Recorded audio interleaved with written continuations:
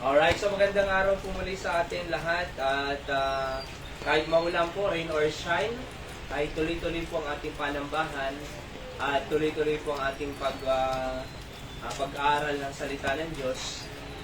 In times like this na may mga bagyo, mas kailangan po nating manalangin sa Diyos sapagkat mas kailangan natin ang Diyos sa panahon ng mga kalamidad at sa mga panahon na may mga kabigatan po ng buhay. Ay ito po yung panahon na dapat talaga mas lalo pa tayong maging malapit sa ating pong Panginoon para ang Diyos po ay talagang tugunin niya rin po yung ating mga pangangailangan. Okay, so dyan po sa mga nagla-live sa amin, saan man kayo dako ng ating bansa and around the globe, and we appreciate your presence in our live streaming, our midweek service this afternoon, and it's our prayer to be a blessing to you this afternoon. Alright, let's sing the song, I Need Thee Every Hour. On the first stanza now, ready, sing. I need Thee every hour, most gracious Lord. No tender voice like Thine can peace afford. I need Thee, oh I need Thee, every hour I need Thee. Oh bless me now, my Savior, I come to Thee. I need Thee every hour, stay Thou nearby. Temptations lose their power when Thou art nigh. I need Thee, oh I need Thee, every hour I need Thee. Oh bless me now, my Savior, I come to Thee. I need Thee every hour, in joy or pain. Come quickly and abide, or life is vain. I need Thee, oh I need Thee, every hour I need Thee. Oh bless me now, my Savior, I come to Thee. I need Thee every hour, most Holy One. Oh, make me Thine indeed, Thou blessed Son. I need Thee, oh I need Thee, every hour I need Thee. Oh, bless me now, my Savior, I come to Thee. Amen. So we need God every hour. Wala pong oras, araw, minuto, segundo na hindi po natin kailangan ng ating Panginoon. So we need Thee every hour. Okay? Another song, let's sing, I Must Tell Jesus. I must tell Jesus. Pwede ka pang magano doon? Okay, so, akin na si Bill. I must tell Jesus. Mas maganda. Okay? Ayan, para makapag-yan. Tingnan na, okay? Alright. So, let's sing the song, I Must Tell Jesus. I must tell Jesus. Ready, sing. I must tell Jesus all of my trials. I cannot bear this burden alone. In my distress, He kindly will help me. He ever loves and care for His own. I must tell Jesus, I must tell Jesus, I cannot bear my burden alone. I must tell Jesus, I must tell Jesus, Jesus can help me, Jesus alone. I must tell Jesus all of my troubles. He is a kind, compassionate friend. If I ask Him, He will deliver. Make of my troubles quick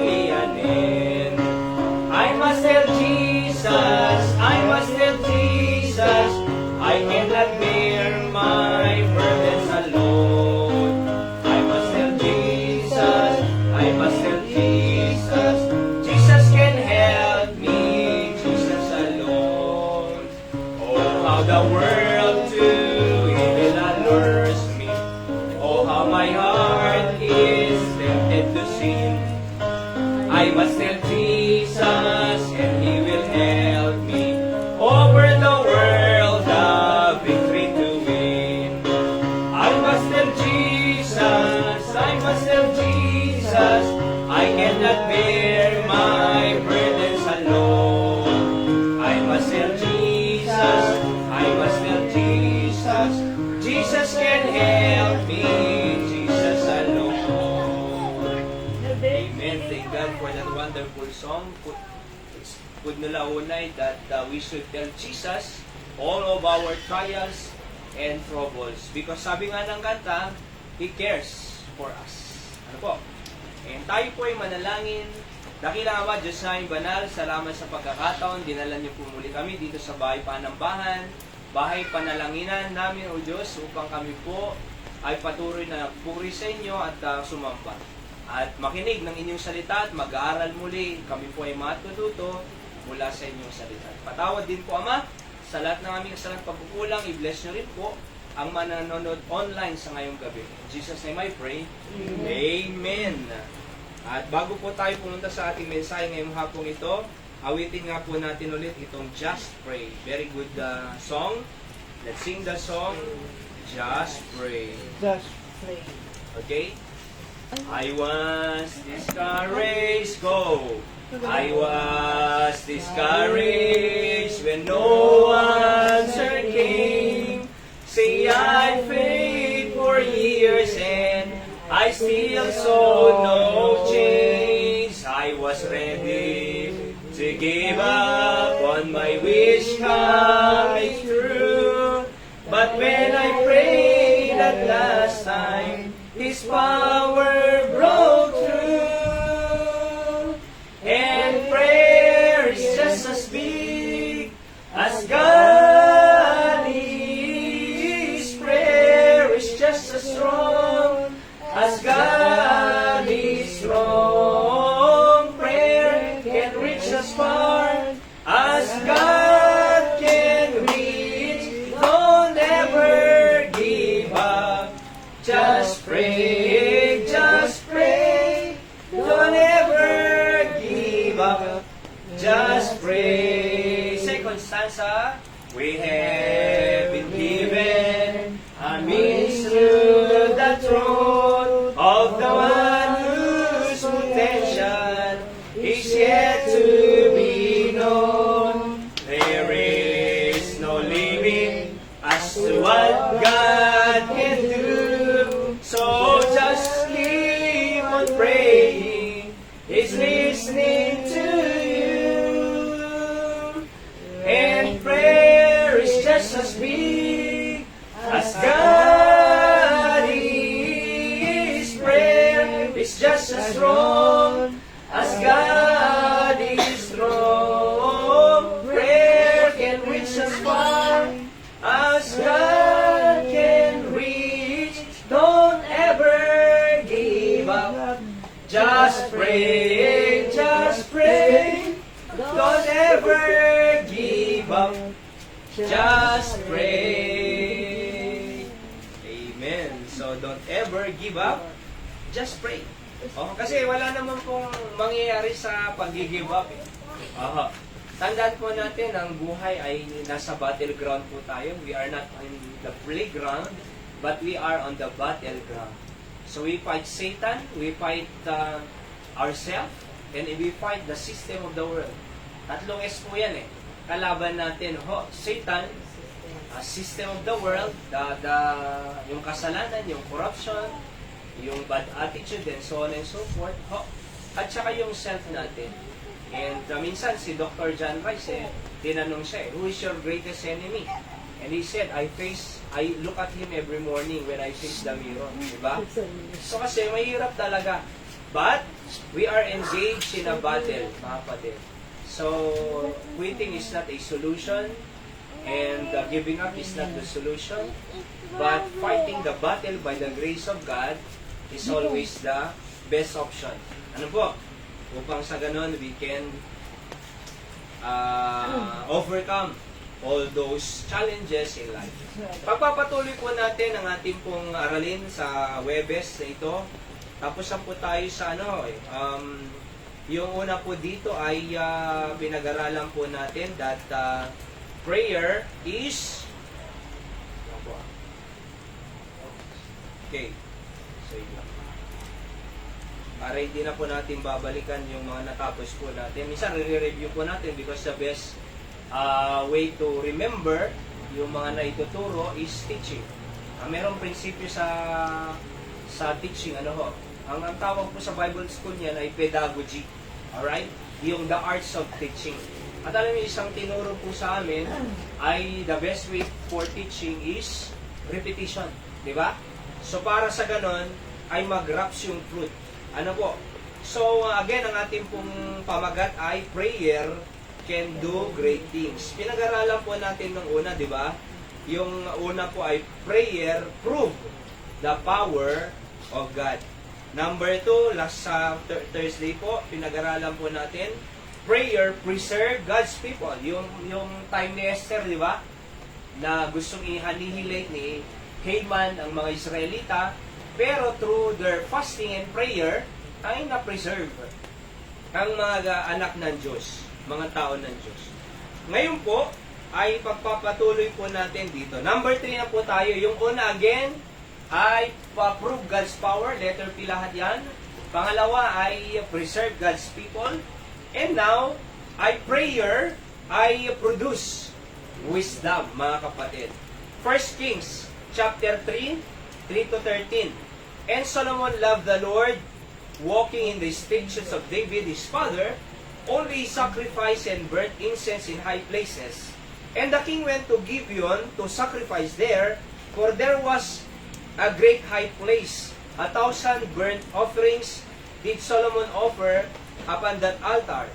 In Gibeon, the Lord appeared to Solomon in a dream by night, and God said, "Ask what I shall give thee." Sabi ng Panginoon kay Solomon, ay hingin mo kung ano ang ibibigay ko sa iyo. In other words, if you make a request, I will grant it. Anong request mo? Alright? And the Bible says, verse number 6, and Solomon said, "Thou hast shewed unto thy servant David my father great mercy." Ang tatay ni Hari Solomon po ay si Hari David. Okay? According as he walked before thee in truth, and in righteousness, and in uprightness of heart with thee, and thou hast kept for him this great kindness, that thou hast given him a son to sit on his throne, as it is this day. Verse 7, and now, O Lord my God, sabi ni Solomon, thou hast made thy servant king instead of David my father. So pumalit na po si King Solomon dito in the throne. Ano ho? And sabi niya pala, I am but a little child. Bata pa lang to, pero nanungkulan na bilang hari ng Israel.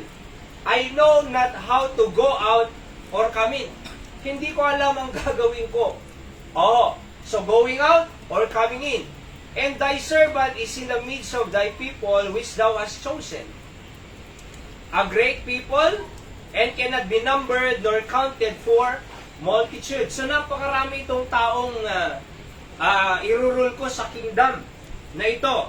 Kaya nga sabi niya, ito yung pinanalangin niya, mga kapatid. Ito yung iningin niya sa Diyos, na mismo ang Diyos ang nagsabi, Solomon, anong gusto mo? Ito ang hiningi ni Solomon. Verse 9, give therefore thy servant an understanding heart to judge thy people, that I may discern between good and bad. For who is able to judge this, thy so great a people? Kaya nga po si King Solomon po, ay tinagurian po siya na wisest on earth ever live. Bakit? Bakit siya binansagan na wisest on earth ever live? Sapagkat hiningi niya sa Diyos ang wisdom Alright? Tingnan niyo po understanding heart to judge thy people. Di ba sabi niya kanina, Panginoon, napakaraming tao ito, multitude, hindi mabilang, napakarami. So, hindi ko alam ang gagawin ko, sabi niya. Kaya nga, ang hiningi niya sa Diyos ay hindi pera. Ang hiningi niya sa Diyos ay hindi po kapangyarihan. Ang hiningi niya sa Diyos ay hindi po material na bagay. Ang hiningi niya sa Diyos, understanding heart to judge thy people. Wisdom po yan, mga kapatid. That I may discern, para malaman ko between good and bad. Para pag may nagpa-advise sa akin, ay alam ko ang i-advise ko sa kanila. Kasi he asked wisdom. For who is able to judge this, thy so great a people? Napakarami nito eh. Verse 10 now, and the speech pleased the Lord. Alam nyo, pag humihingi tayo ng wisdom galing sa Diyos, sabi ng Bible dito, it pleased the Lord. Ano ibig sabihin yan? Natuwa ang Diyos sa hiningi ni Solomon na wisdom para sa tao niya, sa mga Israelites. Di ba? So, natuwa ang Diyos nung humingi siya para sa iba. Si Solomon hindi siya humingi ng para lang sa kanya. Pwede niya sabihin, Panginoon, gusto ko kayamanan. Di ba yung mga Genie Sanyos ay sa mga pelikula, ang hinihingi nila ay kayamanan eh. Para hindi na po ako mag-rap. So hindi niya rin hiningi na, Panginoon, gusto ko ng ganito, napakaraming materials. Hindi! Ang hiningi ni Solomon ay para sa iba. Hindi para sa kanya, kundi para sa mga people of God, sapagkat I am here to be their king. And the Bible says that Solomon had asked this thing, 11, and God said unto him, because thou hast asked this thing, dahil hiningi mo itong wisdom na ito or understanding heart, and hast not asked for thyself long life, hindi ka humingi ng long life, neither has asked riches for thyself, hindi rin kayamanan ang hiningi mo, nor has asked life of thine enemies. Hindi mo rin hiningi pa ang buhay ng mga kalaban mo, but has asked for thyself understanding to discern judgment. Behold, sabi ng Diyos sa kanya, dahil natuwa ako sa hiningi mo, I have done according to thy words. Sige, bibigay ko sa iyo ang hiningi mo. Di ba? Lo, I have given thee a wise and an understanding heart, so that there was none like thee before thee. Para wala kang maging katulad na pinakamatalinong tao na namuhay sa mundong ibabaw, kundi ikaw lang. And sabi ng Bible, neither after thee shall any arise like unto thee. Wala nang wala nang arise. Anong tawag doon? Wala nang maproproduce sa tao na magiging kagaya mo. Di ba? So, ibig sabihin, siya ang pinakamatalino, mga kapatid. Kasi ang hiningi niya ay wisdom eh. Kaya binigay ng Diyos ang wisdom sa kanya sapagkat yun ang hiningi niya. At walang magiging katulad si Hari Solomon sa kanyang hiningi. Verse 13, and I have also given thee that which thou not hast. Okay, lakalaan mo yan ha. Pagkaalam niyo po, tingnan niyo to ha. Pag humingi tayo ng maganda sa Diyos, wisdom para sa ibang tao, hindi pang sarili para sa iba, matutuwa ang Diyos. Dahil, sabi ng Diyos sa kanya, dahil yan ang hiningi mo, ibibigay ko rin sa iyo ang hindi mo hiningi. Verse 13. Di ba? I have also given thee that which thou hast not. Has not asked. Both riches and honor, so that there shall not be among any among the kings like unto thee all thy days. walang makakapantay sa katalino mo all the days of your life. Walang yayaman sa iyo. Walang mas mataas ang honor kaysa sa iyo. So tandaan po natin, ang hiningi ni Solomon ay hindi para sa kanya, wisdom para sa mga people of God, mga kapatid. Because of that, hindi ko lang ibigay yung hiningi mo, I will give also beyond what you don't ask. Ano yon?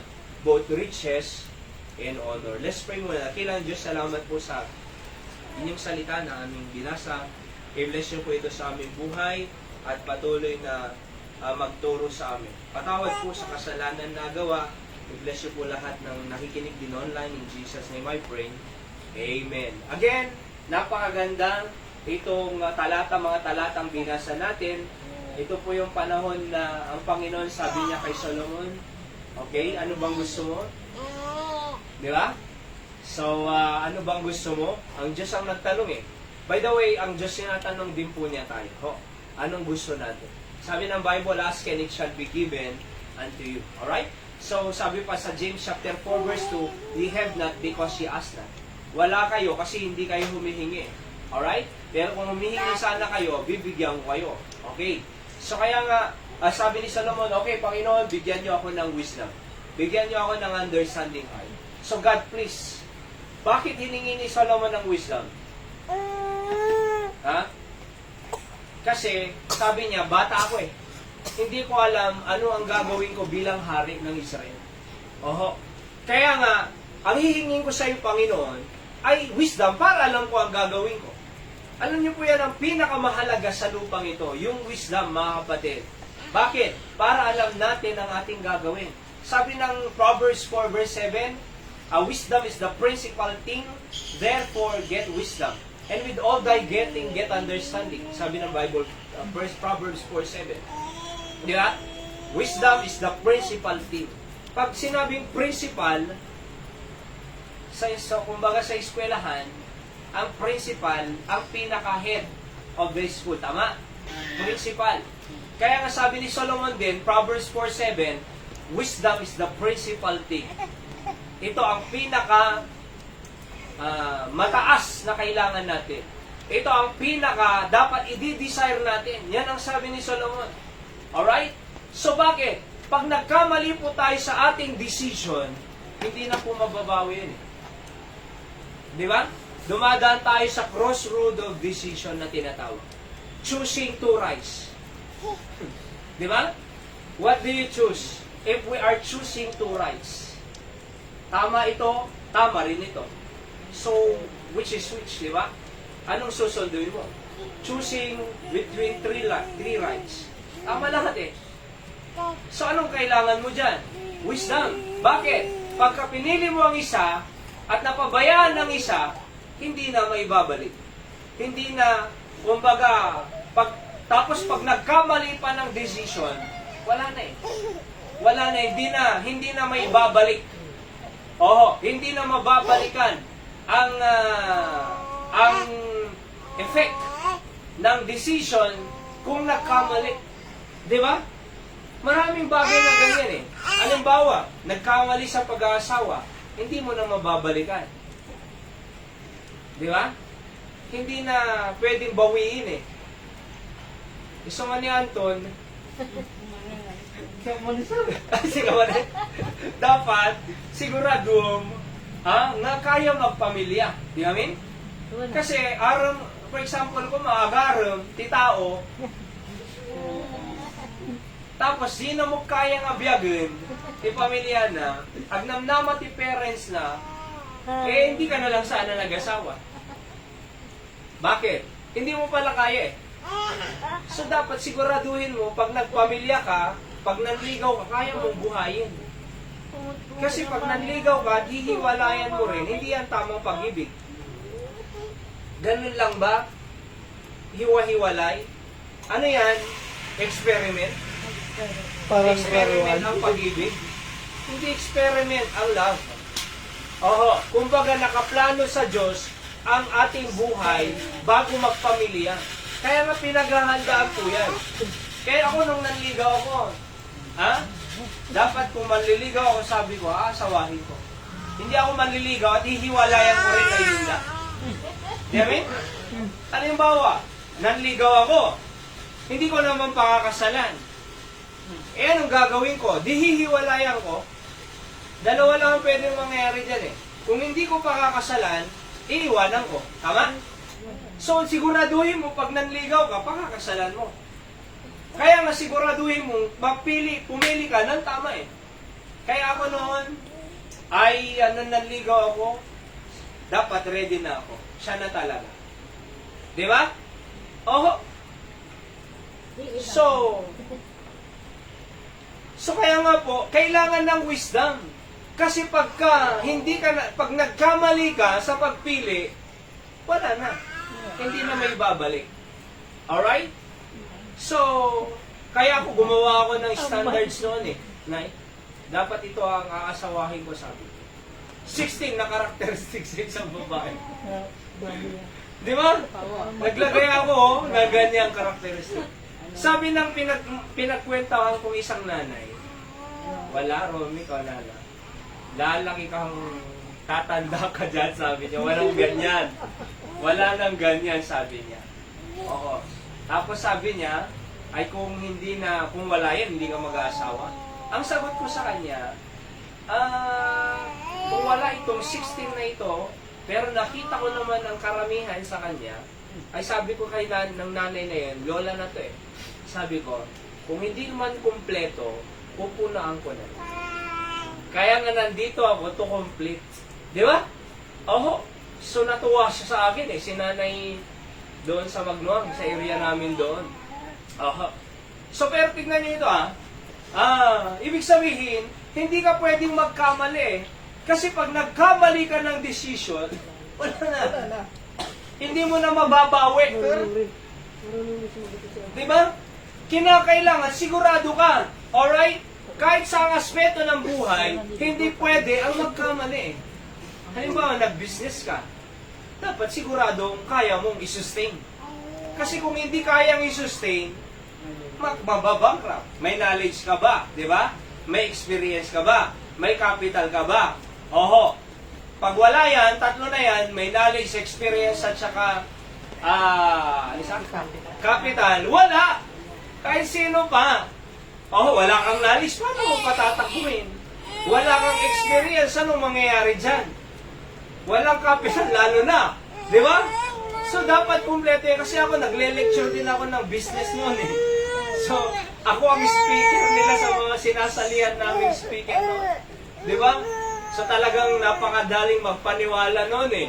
Kasi papakitaan ko ng franchising business, ganito-ganito, crypto business, forex trading, and so on and so forth. Mga traditional business, talagang mahuhulog siya dun sa product namin eh. Pero tignan niyo ito mahirap yung magkamali, mga kapatid. Alright? Kaya nga dito si Solomon, para hindi ako magkamali to discern between good and bad, hihingi ko sa Diyos wisdom. Napakaganda eh. Sa totoo lang po, ako rin po eh. Kahit yan lang talaga ngayon kailangan ko. Pag may mga conferences, yun lang salita ng Diyos talaga ang gusto kong makuha. Di ba? Kahit walang mga binibigay na material o ano-ano man dyan, basta yung wisdom sa mga conferences na ina-attendahan natin, sa mga Bible studies o saan man, yung salita ng Diyos ang kailangan ko eh. Ako nga, after kong nag-preach dito, nakikinig pa ako ng preaching. Di ba? Bakit? Kailangan ko ng mas maraming wisdom. Hindi lang para sa akin, para sa aking pamilya, para sa ministry, at para sa mga tao dito. Di ba? To be able to help them know the Lord. Kasi kung may tanong, hindi ko kayang sagutin, paano ko maililid yun sa Diyos? Di ba? So, wisdom ang hiningi ni Solomon. Tingnan niyo po dito, James 1, 5-6 read. If any of you lack wisdom, kung wala ka daw wisdom, let him ask of God. Kung wala kang wisdom, hindi mo alam ang gagawin mo, sabi ng Bible, ask of God. Let him ask of God. That giveth to all men liberally. So, ibibigay ng Diyos ang wisdom. Si Solomon binigay niya eh. Pag liberally, freely, talagang ibibigay. And upbraideth not. And it shall be given him. Ibibigay. But, let him ask in faith. Nothing wavering. Walang pag-aalinlangan. Walang pagdududa. Alam niyo yung wavering? For he that wavereth is like the wave of the sea, driven with the wind and tossed. Alam niyo yung nagwi-wave sa dagat? Ano, wave yun? Daluyong. Alon. Paano ba yung alon? Taas, baba. Taas, baba. Di ba? Kaya nga hindi pwedeng mag-decision out from emotion eh. You should not make any decision out of your emotion. Kasi ang emotion nagbabago. Mahirap mag-decision pag emotional. Di ba? Sabi nga pag galit ka, huwag kang mag-reply. Kasi iba talaga ang may re-reply natin eh. Pag happy ka, huwag kang mangako. Di ba? Masaya ka lang. Pangako ka ng pangako. Napop up lang emotionally. Tapos pangako. Ngayon, pag sad ka na, may tutupad mo pa? Wala na. Alright? Huwag ka rin mag-decision pagka ikaw ay malungkot. Kasi pag malungkot ka, nag-decide ka, iba ang magiging decision mo. So lahat yon ay emotional thing, mga kapatid. I'm saying don't make any decision when out from emotion. It should be principle over emotion. Conviction over emotion. Di ba? Oho. Dapat meron tayong conviction from the Word of God before make any decision. So, it is important to have conviction from the Bible before make any decision. Di ba? Oho, ulitin ko. It is important to have conviction before making any decision. Kasi bakit? Making decision with your emotion will lead you to destruction. Ito po yan eh. Kasi yung emotion, mahirap. So sabi ng Bible, wave, toss to and fro. Ngayon, maganda ang pakiramdam niya. Tapos, baba na naman. Yung mga moody, wala yun eh. Alam niyo, meron sa Port Bonifacio na mag-asawa po sila. Tapos, sabi niya, pag may, ang tawag doon, yung menstrual cycle, nag-iiba raw ang kanyang aura. Pero sabi niya, sabi niya, Kristiyano tayo, anak tayo ng Diyos. Huwag kang sumabay sa mundo, sabi niya, na pagka may menstrual cycle ka, ay sumasabay ka na, nagmumuriyot ka ako na. Kristiyano ka, you can control your emotion. Sundali yun ha. Ngayon, kahit magkaroon siya ng ganun, nakokontrol niya yung sarili niya, hindi naman siya moody or kung ano-ano, kundi ayos lang, normal lang na buhay. Nagagampanan niya pa rin yung dapat ginagawa niya sa pamilya. So, pwede pala, sabi niya eh. Sinabi ko rin po kay Hyra yun eh. Di ba? Nung una, ay ganito, iba kasi. So, maunawa naman natin yun. Pero, anong pipiliin mo? Di ba? Yung prinsipyo or yung emotion mo? See? Pwede. See? Kaya nga, wag pa ganun na just like wave of the sea. So, we have principle, we have standard, sa pamumuhay, at pwede tayong mamuhay ng tama. Alright? So, kaya sabi ng Bible, let him ask in faith, nothing wavering. Walang pag-aalinlangan, just like the wave of the sea. Kundi pagka tayo ay humingi, Panginoon, anong gagawin ko sa decision making na ito? Ito ba or ito? Sabi ko nga, pag nagkamali tayo ng decision, wala na. Di ba? Hindi na mababalikan. So, it should be, again, conviction over your emotion, mga kapatid. So, Charles Spurgeon said, prayer is a great key which open mysteries. Napakaganda. So, prayer is that great key which open mysteries. Ano ba yung mystery? Sa Tagalog ay misteryo. Pag sinabing misteryo, hindi madaling unawain. Tama? Yung mga hindi mahirap unawain, misteryo eh. Pero, ang panalangin daw ay nag-o-open ng mystery. In other words, yung hindi madaling unawain ay pwedeng maunawaan. Pwedeng maunawaan eh.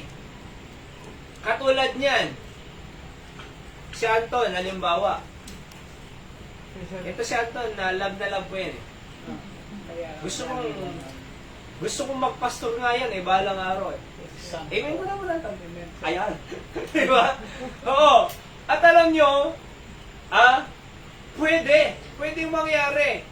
So, ano yun, yung ang buhay, ngayon naunawaan niya na pwede akong mabuhay sa pagtatrabaho. Na-experience eh. Di ba? Tinuturuan ko po yan si Anton. Mas maganda, Anton, sabi ko, pagka mag-ipon ka, tapos bibili ka. Mas maganda yun. Kaysa yung uutang ka, tapos babayaran, uutang na naman, babayaran. So sabi ko sa kanya, mas magandang mag-ipon ka, saka ka bumili. Wala kang utang, wala kang inaalala, may kapayapaan ka, di ba? Hindi yung uutang ako, pero hindi ako makapagbayad, mabigat sa'yo yun.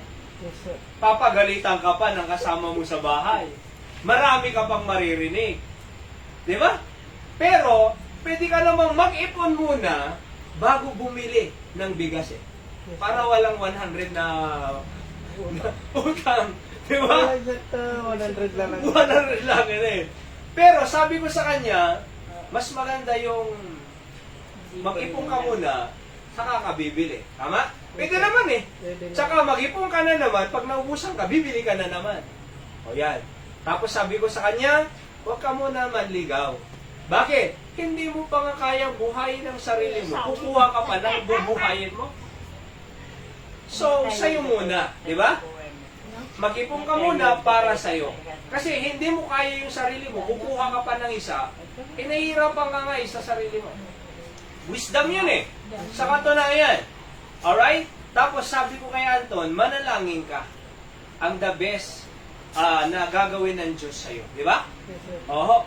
Tapos pag mananalangin, ikaw mag-pray, Anton, sabi ko. Kung kunano ko. Di ba? Pag ganon eh. Ikaw muna, sabi niya. Tapos nagtatanong ako, pasalamatan mo lang ang Panginoon na binigyan ka ng pagkain at basbasan yon para maging kalakasan mo. In Jesus' name, amen. So, tinuturuan ko eh. Bakit? Prayer is the great key which open mysteries. Tapos sabi pa ni Spurgeon, the best way by which a prophet and a teacher and a learner can know the reserved truths, the higher and more mysterious truths of God is by waiting upon God in prayer. Yung mga hindi na pa natin naunawaan, mga kapatid, pwede nating ipanalangin at maghintay sa Diyos na bubuksan niya yung mga higher truths na yan na pangangailangan natin sa buhay. Kaya mahalaga po ang pananalangin eh. Number 4, sabi ko nga, produce wisdom, di ba? Napangalaga po ng wisdom sa ating buhay. Wisdom. Alright? At, bakit kailangan natin ng wisdom? Para tama ang ating decision. See? At pag nagkamali ng decision, hindi na mababalikan. Alright? So, 2 rights. Ano kaya ang maganda dito? So, dapat nananalangin, please Lord, bigyan niyo ako ng wisdom kung ano ang gagawin. And the Bible says, God will direct us. Number 4, promote a child of God. Not only prove the power of God, preserve God's people, and produce wisdom, but number 4, letter P po lahat to. Alright? So wag niyo pong kakalimutan yung mga ginagawa ko pong alliterated, pare-parehas ang umpisa, para madaling unawain. Di ba? So basta kaya, na-alliterated. Ano ho? So letter A, sino yung una na prinomote? Si Daniel. Tignan niyo po ito. Daniel chapter 1, 3-4, and the king spake unto Aspenas, the master of his eunuchs, and he should bring certain of the children of Israel, and of the king's seed, and of the princess children, in whom was no blemish. Tignan niyo itong si Daniel. Wala kang mapupulaan sa kanyang masama. But well favored. Talagang mas maganda, kumbaga, ang katayuan ni Daniel. Well-favored. And skillful in all wisdom. Di ba? Skillful in all wisdom. Napakatalino niya. And cunning in knowledge. Marunong. And understanding, science. Scientist to eh. Naunawaan niya yung science. And such as had ability in them Pista ni the King's Palace, kaya niyang tumayo sa King's Palace. And whom they might teach the learning in the tongue of the Chaldeans. Okay, tingnan niyo po ha. Ito pong si Daniel, mga kapatid. Alam po natin na nasakop po ng Babylonian Empire ang Israel. Hindi po nila pinatay ang mga Israelites. Pinakinabangan po nila yung mga magagaling at matatalino. Isa na po itong si Daniel. Diba? Kasi, walang blemish, no blemish. Well-favored, skillful in all wisdom, cunning in knowledge, understanding science, and ability. So, kinuha po ni Daniel doon sa palasyo. Alright? Kinuha po, I'm saying, kinuha po ni King Nebuchadnezzar si Daniel doon sa palasyo. So, in other words, na-promote siya doon. Diba? So, napagkatiwalaan po siya. Tingnan nyo, Daniel 1:18-20. Now, at the end of the days that the king had said he should bring them in. But, or then the prince of the eunuchs brought them in before Nebuchadnezzar.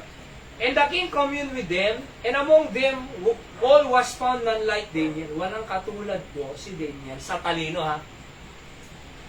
Hananiah, Mishael, and Azariah. Yan po si Shadrach, Meshach, and Abednego.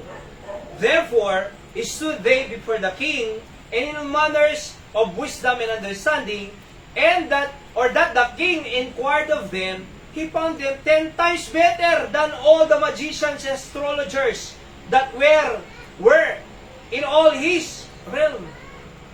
10 times ang talino nila sa mga magician at sa mga astrologers na magaling sa science. Imagine mo, 10 times ang galing nila Daniel, Shadrach, Meshach, and Abednego. Di ba? 10 times. Kaya nga, pinakinabangan sila ni King Nebuchadnezzar. At they can stand before the palace. So I'm saying po, alam niyo kung bakit? Kasi itong si Daniel po, prayerful to eh. Alam niyo po ba yun?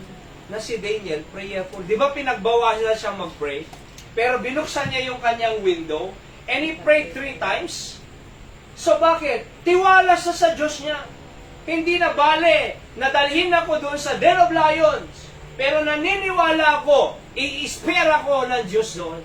Iingatan ako ng Diyos doon sa Den of Lions. Prayer siya. Praying people.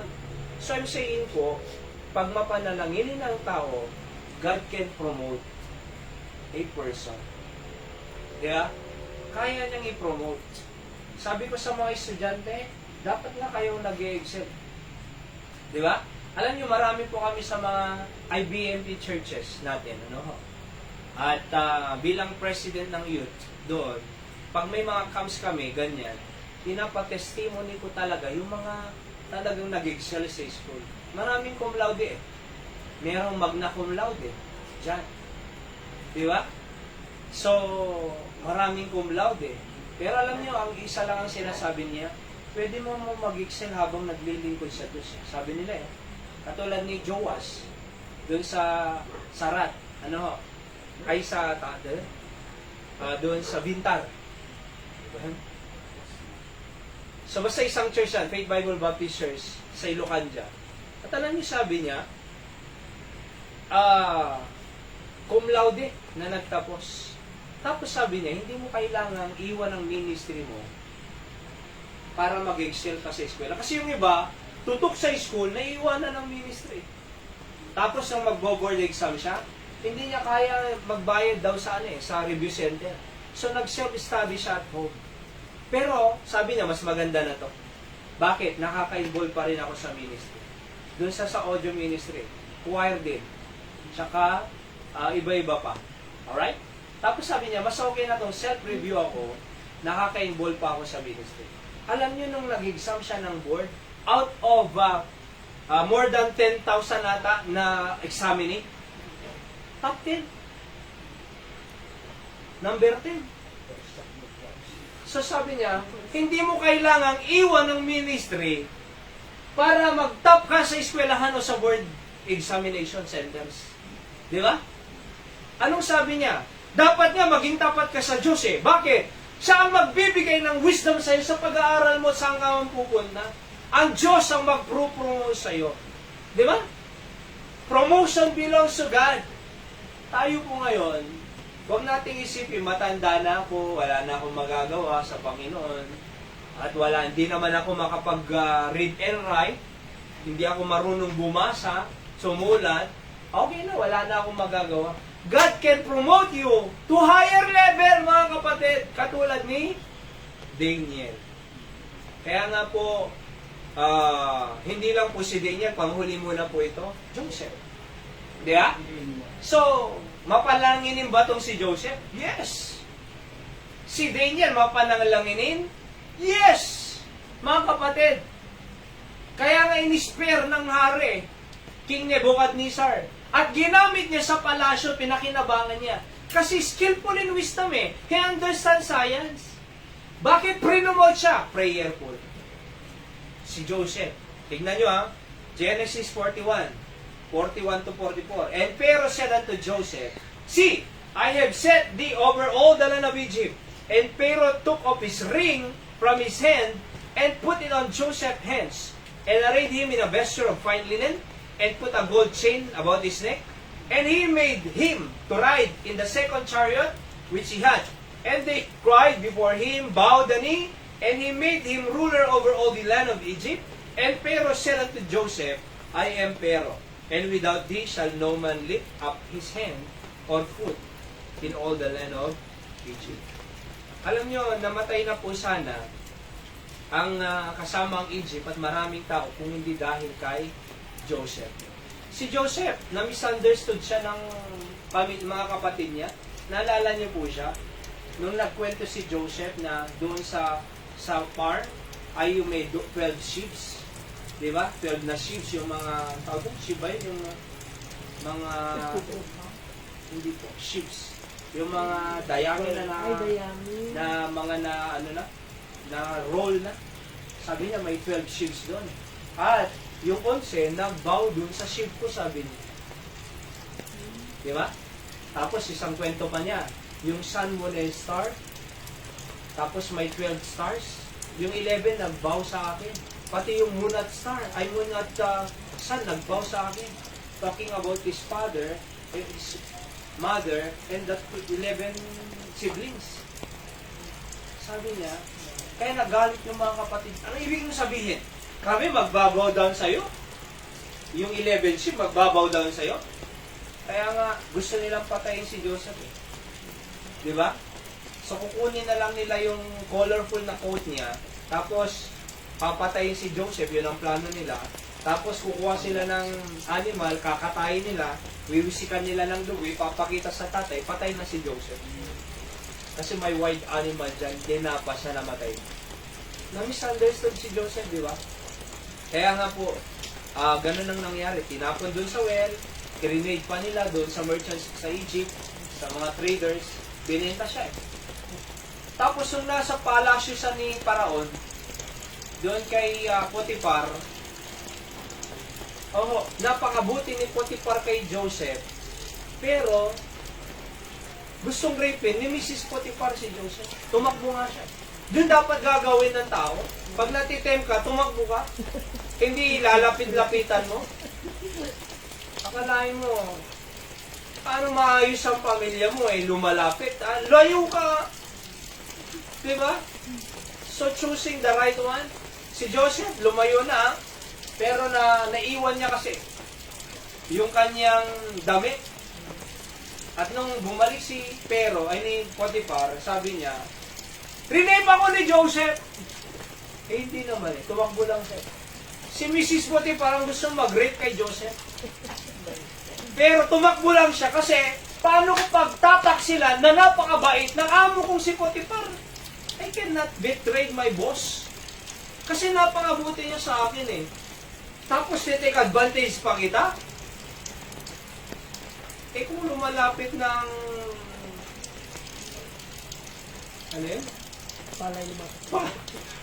Lalapit na, tukain mo na ba? Si Joseph kakaiba. Hindi ko pwede pagtak sila ng mabuting boss ko. Di ba? Ngayon, nag-report siya na si Mrs. Potiphar. Nirape ako ni Joseph. Anong ginawa? Tinatawag. Linala doon sa prison. Na-misunderstood na naman si Joseph. Hindi naman totoo yun. Mga accusation sa kanya, hindi naman totoo. Pero, sabi ng Bible, the Lord was with Joseph. God is preparing Joseph to be second in command doon sa Egypt. Kaya, sa madaling kwento mga kapatid, ay nung nasa prison si Joseph, ay na-interpret niya yung dream ng baker and butler, nagkatotoo. Na-restore yung butler ba yun doon sa King's Palace. At nung nanaginip si Pero, mga kapatid, yung hari ng Egypt, Pero is king, means king. 7 ill-favored, di ba? 7 na ill na baka. Kinain niya yung favored, walang, kumbaga, ma-healthy na baka. Kinain. Nabagabag si ano doon, si Pero. Sino makaka-interpret? Tawagin ang aking mga magician. Pumunta yung mga magician niya. O sige, interpret niyo yung dream ko. Mahal na hari, sabi ng mga magician, pwede bang ikwento mo muna yung dream mo, taka namin i-interpret. Sabi ng mahal na hari, lulukuhin nyo na naman ako eh. Ikwekwento ko na naman kung ano-ano naman sasabihin nyo. Ikwento nyo na lang anong interpretation ng dreams ko without telling you. Hindi nila ma-interpret. Sabi ng baker or butler yata yun, may nag-interpret sa amin sa prison. Si Joseph ang pangalan at kaya niyang mag-interpret ng dreams. Tinatawag, di ba, si Joseph. At na-interpret niya, mga kapatid, yung dream ng Pero. Yung 7 ill-favored, 7 years na famine. Yung 7 na well-favored, 7 years na plenty. Okay? So, plenty ngayon, 7 years, pero kakainin ng ill-favored na baka, ibig sabihin, taggutom. After 7 years na plenty, taggutom. So, anong gagawin natin? Sabi ng Pero kay Joseph. Ganito ang gagawin natin. Magtatanim tayo ng maraming corn, maraming pagkain, para pag dumating ang taggutom, ay may pagkain tayo at makakabenta tayo. So magandang idea, sabi ni Pero kay Joseph. So from prison, mga kapatid, ikaw na ang pinaka-leader, second sa akin, sabi niya. Si Tukopis ring, sabi dito kanina, di ba? Kinuha niya yung kanyang ring, verse 42, and put it on Joseph's hands. So, ibig sabihin, mga kapatid, pre-nomote. Di ba? Napakaganda yung istorya ni Joseph. Joseph the Dreamer, hindi Joseph Paking. Ay, Joseph the Dreamer. Pero alam niya, tingnan niyo ito napakaganda ang kwento niya. So, na-promote siya sapagkat na mapanalanginin po si Joseph. Kaya alam niyo po, dapat ganun din po tayo. Tingnan niyo po ito, Genesis 42:6, basa. And Joseph was the governor over the land. And it was that sold to all the people of the land. And Joseph's brethren came and bowed down themselves before him with their faces. Ito po yung 11 ships na kwento ni Joseph. Na yung 11 ships, magbabow down sa kanya. Di ba? So nagalit yung mga kapatid niya, pero naging totoo. Nag-bow down yung kanyang mga kapatid na 11. Alright? So ibig sabihin, because of prayer, mga kapatid, ay na-promote si Joseph. Sabi ni Oswald Chambers, he who prays the most, that will stand. So kung sino yung mas mapanalanginin, siya yung tatayo na matibay. Diba? Ang hindi mapanalanginin ay mabaling bumagsak. Ang hindi mapanalanginin, emotional na tao yan. Kung ano-anong gagawin niya sa buhay niya. Kung sa ano-ano, sino-sino ang kasama niya. Kung kani-kanino siya nagkwekwento. Kung kani-kanino siya, hindi siya mapakali. Hindi niya alam kung anong decision niya. Bakit? Emotional. Bakit emotional? Hindi prayerful. Kaya nga sabi niya, he who prays the most, that will stand the best. Kasi kung may problema ka na, kung kani-kanino po kwento, di ba? Imbes na patibayin ka niya, Wala. Magkakagulo pa. Kumbaga, magiging kaaway mo pa lahat ng tao. So, dapat mapanalanginin po. Okay? Hanggang dyan po muna tayo. Ho, sa susunod po, ay ang nagagawa pa ng panalangin ay physical and spiritual healing. Sa susunod na po yan. Again, dalawa po ang tinakil natin ngayon. Of course, yung una, prayer. Prayer can do great things ang ating pamagat. Ano yung una? It proves the power of God. Di ba? Naalala niyo si Elijah sa Mount Carmel? 450 prophets of Baal, walang nangyari. And prayer preserve God's people, si Esther, di ba? And produce wisdom, si Solomon. At ano yung huli? Prayer promotes God's children. Kaya pa po tayong ipagpalain ng Diyos eh. Si Nana Linda, kaya pa yung pagpalain ng Panginoon. Kung ano lang sana si Nana Linda, kung makakapagpatawad natin. Kaya kang i-promote ng Panginoon eh. Di ba? Madami ka pang magbebentang mga lupain. Eh, paano tayo pagpapalain kung may galit ka? Ayan. Kaya nga si Nana Linda, kinakausap ko yan. Pinagpipray ko yan eh. Oho. Naaalala ko lagi yan si Nana Linda eh. Pinagpipray ko yan. Sa katunayan, ay ako kasi, kung sino ang nakilala ko na, yan ay talagang itinuturong kong pamilya yan. Di ba? Oho. So, kaya, I'm saying na pwede tayong pagpalain pa ng Diyos. Oho. Pwede pa tayong mas marami. Ito nga siya ito, no? Walang may dyan eh. No read, no write. Pero, may plano ang Diyos pa sa'yo. Huwag kang mag-alala. Di ba? At may mangyayari pang maganda. Kaya Anton. Maraming ang blessing yan eh. Si Anton. Di ba? Nung wala ka ba dito sa church, meron ba? Wala eh. Pagpunta sa Barani, balikatan, ang daming nagbibigay ng pagkain dyan eh. Di ba? Oo, may nagbibigay 100. May nagbibigay ng mga dyan. May nagbigay pa ng tawag dyan? Sabon, sir. Sabon na galing sa Amerika, mabango pa yun. Tira, sabi ko kaya ginagamit mo ba? Sunday lang, sabi niya. Oh, pira! Sunday lang! Once a week ka lang nalilito. Sunday, araw-araw ka mo. At alam nyo, marami pang i-improve eh. Tinuturoan ko nga yan eh. Lahat, Pumapogi na. Di ba, may bilang yan kako. Dapat may tawil ka. So, pwedeng matuto yan eh. Marami kasing nag-influensya dyan eh. Kaya mahirap tong palitan kumbaga yung kanyang habit at lifestyle. Kasi napakaraming nag-influensya dyan. Oho, kumbaga legion yan eh. Ligon. Pero pwede pa. Mas makapangyarihan naman ang Diyos kaysa legion. Di ba? So, I'm saying na pwede pa tayong i-promote ng Diyos. Kahit matanda na, kaya katulad ng mensahe natin nung linggo, si Caleb, 85 years old, I want that mountain. Eh, ni Nana Linda, 80 eh. Mag-80, di ba? Mag-80 eh. Si Caleb, 85 eh. I want that mountain. May goal pa eh. See? Huwag tayong ay mamamatay na sana ako. Huwag niyong isipin yan. Darating naman yan kahit hindi mo isipin eh.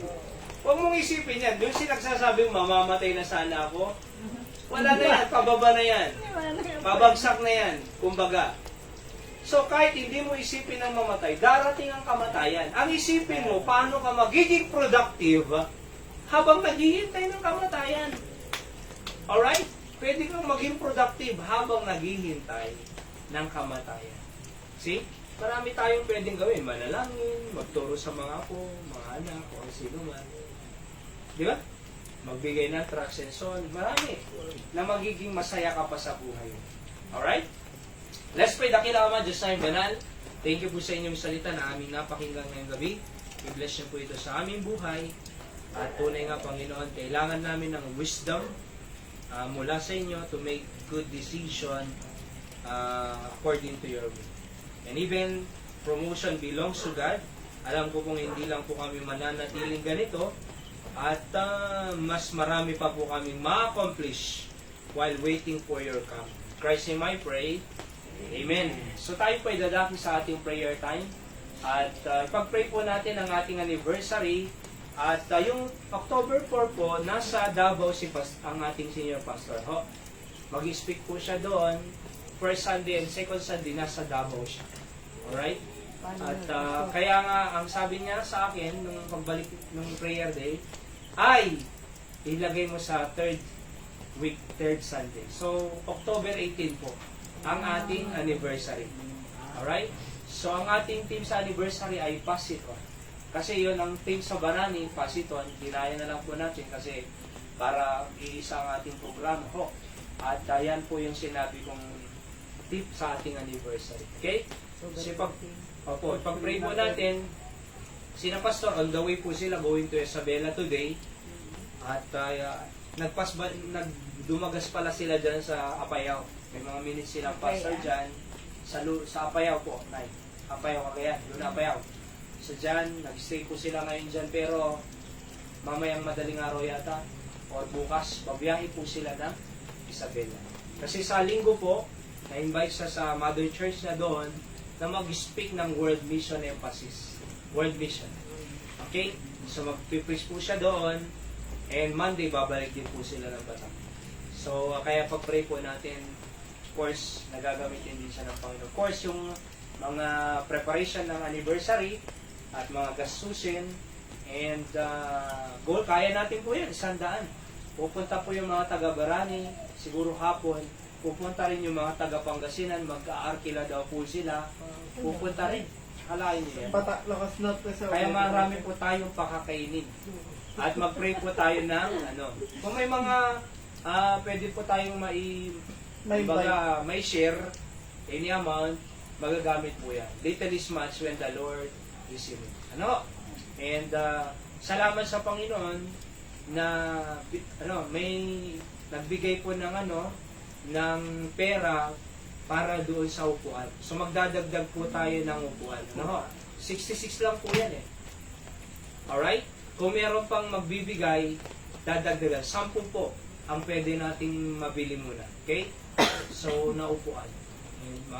Almost 500 pa. 490 ang isa. 490. So, 490. Kung 10 di, 5,000. Almost, di ba? Yes, sir. Pati lang. Ho. So, bibili po tayo ng 10 upuan na ruby. Hindi na po yung ganito. Kasi ito po, mura talaga. Pero, magmumura ka. Mura, pero mapapamura ka. Bakit? Magkakrak eh. Ang bilis magkrak. Di ba? Mura, pero mapapamura ka naman. Kaya wag na. So, yan na lang po. Roby, sir? Katugaw? Ruby. Naupuan na lang. 450k, yes, sir. So, dito po yung mga ganito natin. Nakalima na yata or 6 ang na-break. Pwede po sa mga bata, sa kanila. Alright, pero pag adults, medyo mag-ingat-ingat ka lang. Pag-upo. Kasi pag kagaganong-ganong ka, magkakrak talaga yan eh. Pero yan po, yan, matibay po yan. Kahit ibaliin mo yan, hindi yan nakakrak. So, ruby. Okay? And may mas murang ruby, pero ruby to sin. Gamot naman yun. Mahal ba? Okay, pag-pray po natin, may madagdag pang upuan kasi 100 yung goal natin at naway God will provide for. Yung mga nanonood po online, baka gusto nyo pong magbigay ng pabili ng upuan and commitment sa anniversary po, we will appreciate that so very much. And God bless you. Doble, triple, yan sa ating pong ipagkakalob sa gawain ng Panginoon. Okay? Yan po.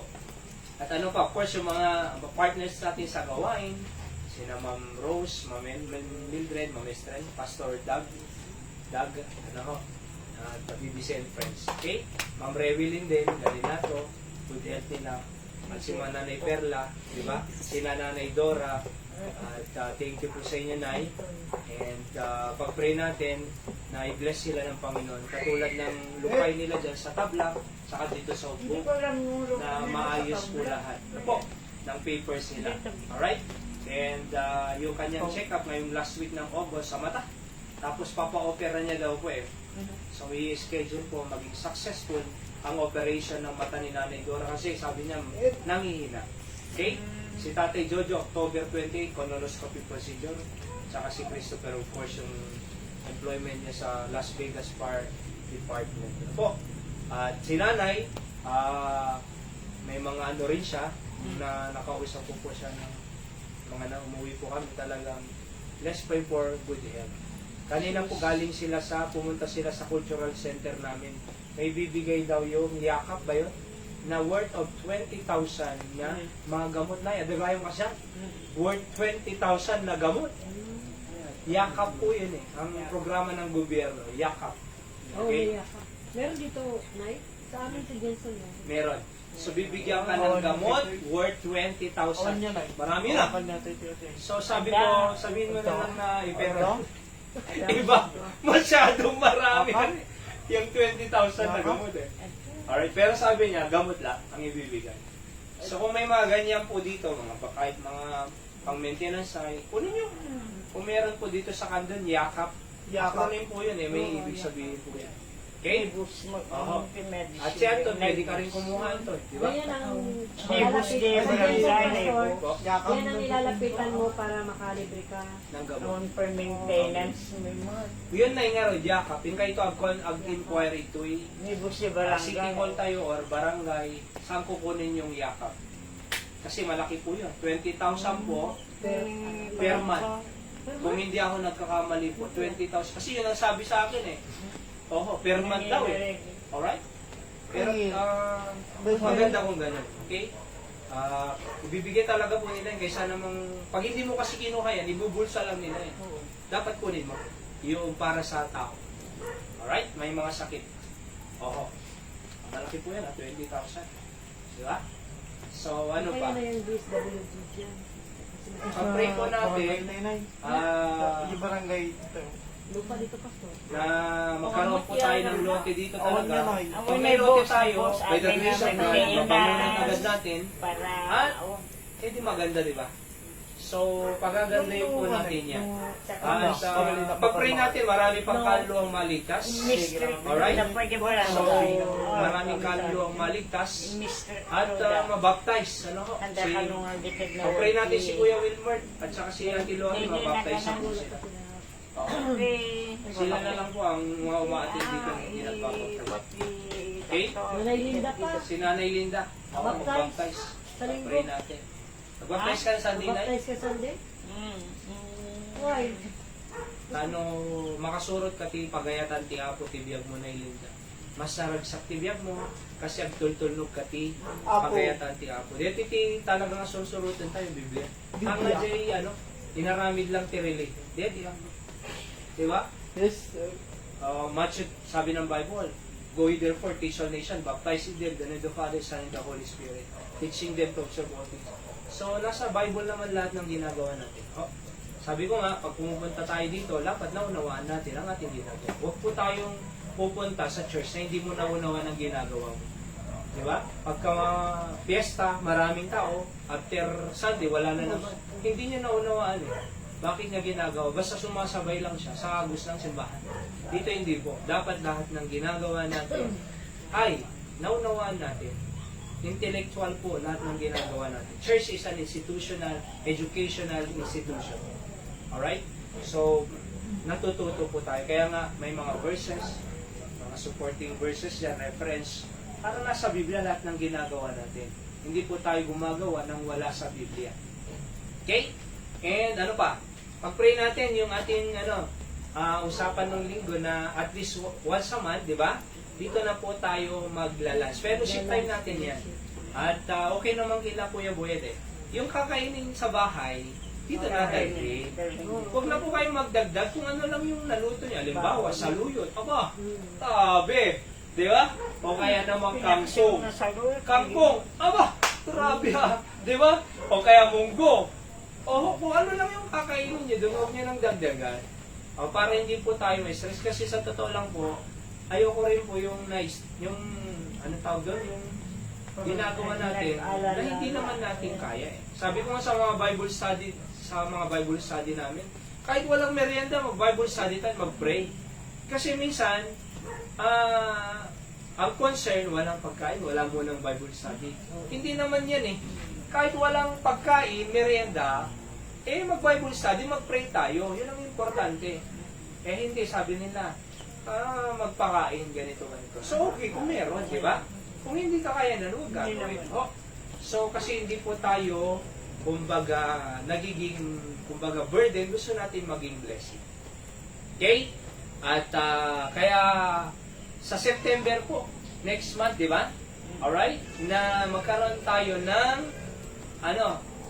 fellowship dito.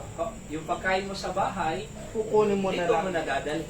Siyempre, magpe-fellowship tayo, gabi-gabi, at at least alas 2, pwede na tayong Pag mag-service. naman yung September, Ano na? pag may pera ko sa linggo, yung munggo na ginataan. Sabi naman ni Kuya Boyet, pwede namang Dala lang kayo ng kanin. pwede namang first Sunday ng September. Oo. So pag-usapan po Nasa natin GC sa... ba sila, Pastor? Opo, pag-usapan po natin sa Sunday, first Sunday ng September. Alright? Para maumpisan po natin. And prayerfully, soon, ay makabili po tayo ng coffee maker na stainless na bilog malaki. Diba? So, maganda. Para may fellowship tayo. Iba pa rin yung kausap mo yung mga Kristiyano, mga anak ng Diyos. Kaysa yung unbeliever, na kung ano-anong kwento, mas maganda yung totoo ang pinag-uusapan. Yung ba po, kumusta yung pinag-pray natin, kumusta na ganito. Yung may concern, di ba? So, pag-pray po natin. And, ano pa?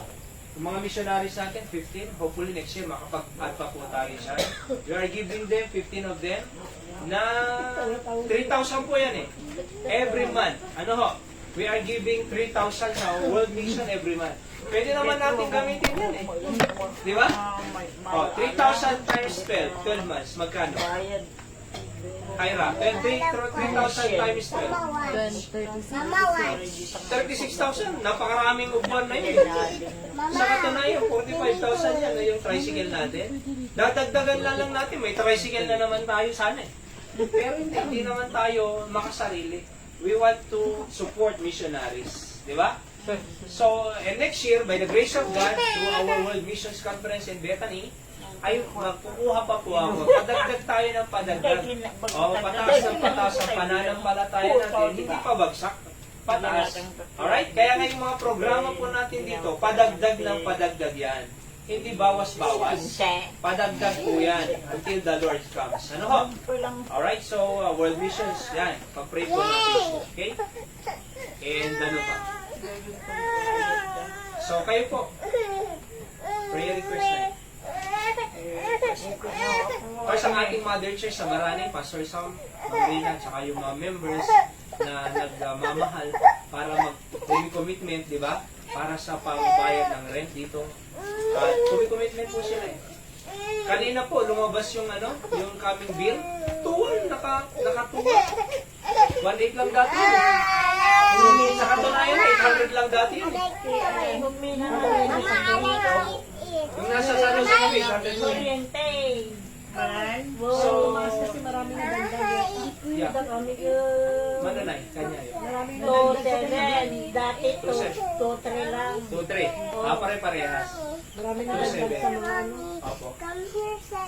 Yung yata yung LGCP talaga yung transmission, nagmahal.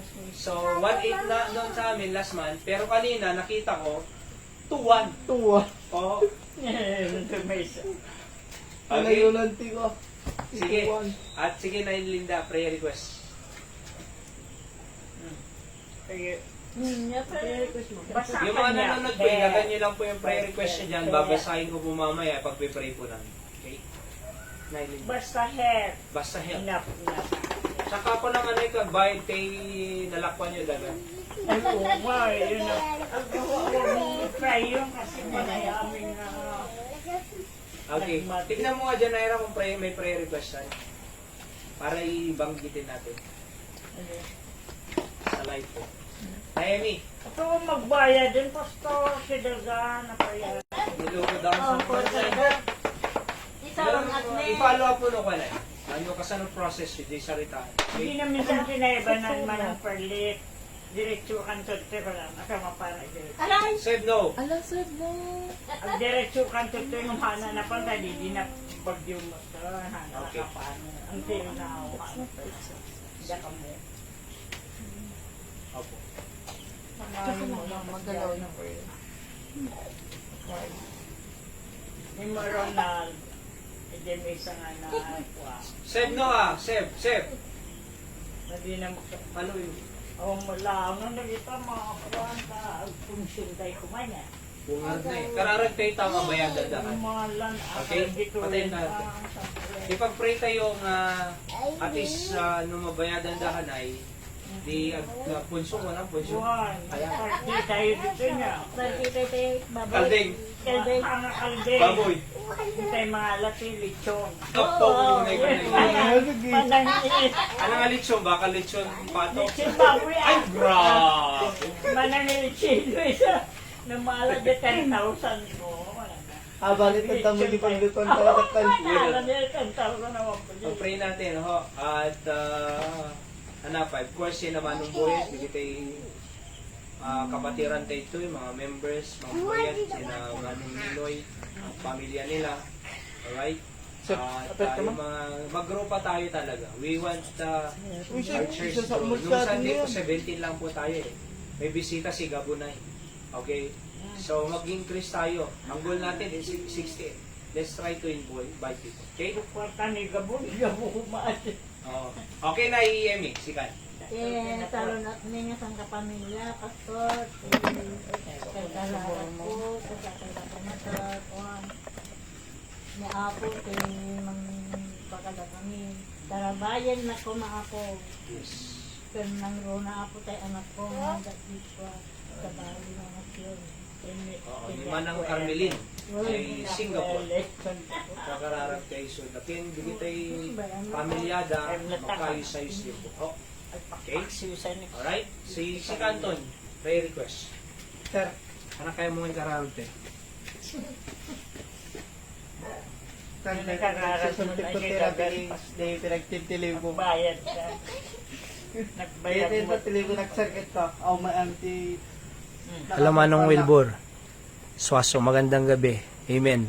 God bless you Manong. Karkararagdakad ta Hong Kong. Tigbibuyan na. Ang